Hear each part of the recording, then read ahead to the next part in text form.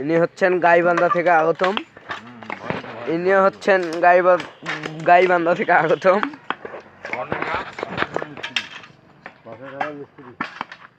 হচ্ছেন ইনি মধ্যপাড়ায় আজ 3-4 দিন হলো আসছেন।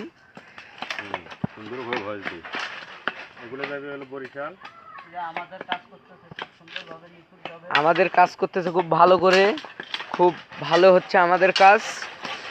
এবার যাবে এনারা বরিশাল। আমাদের কাজ আর বেশি দিন নাই, প্রায় আর 10-15 দিনের মতো আছে।